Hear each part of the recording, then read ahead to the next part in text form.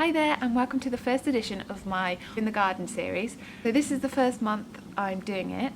It's April, so we're already 4 months into the year.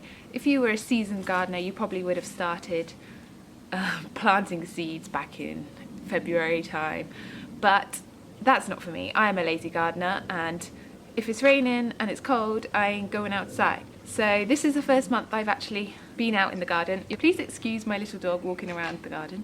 Anyway, so this is April and this is the first month I've been out in the garden. So I'm just going to go through what jobs I've been doing in the garden this month. So if, like me, you haven't done anything in the garden yet, don't worry, you can still start in April and still have a fruitful garden this year and vegetables that will feed your family. I'm just going to get started with my list of jobs that you need to do in the garden this month.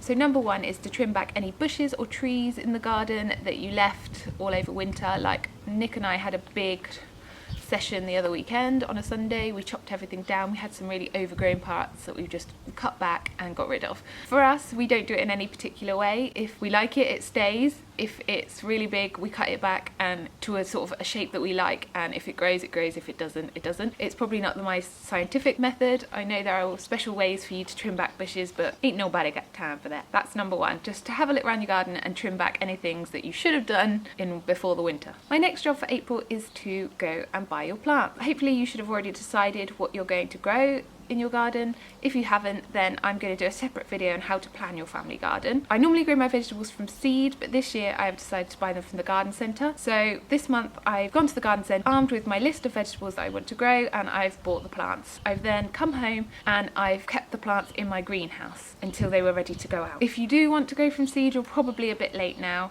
There might be a few things that you can grow from seed, so do some research and see if that's what you want to do. My third job to do in the garden in April is to buy some compost and to top up any beds that you have. So I have 2 raised beds in my garden, so what I do is I buy a bag of compost and I just top them up.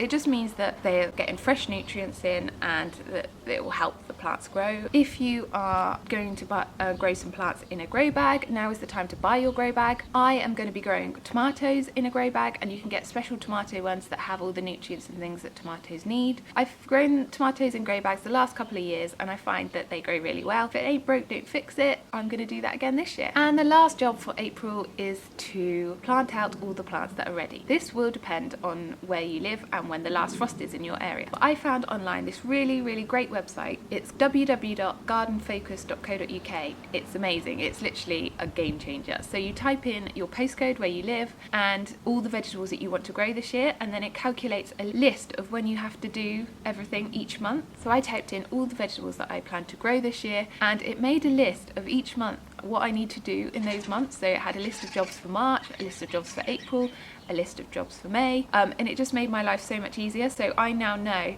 that in April the plants that I need to plant out are carrots, beetroot, potatoes, leeks and kale. So I've planted those out already in my raised beds. So now all I have to do is water them. So that's the end of my April in the garden video. I hope you've enjoyed this type of video. Obviously it's a new one for us. If you do, please comment below and please like and please subscribe to my channel so that you don't miss all my future videos. I will be doing one every single month, so you can join in with us and grow your own vegetables too. If you do want to grow your own vegetables, I am going to be filming another video called How to Plan Your Family Garden, so stay tuned for that. Really is so easy, and that will give you all the pointers to start. So I'm just going to give you a quick tour of how my bed's looking at the moment.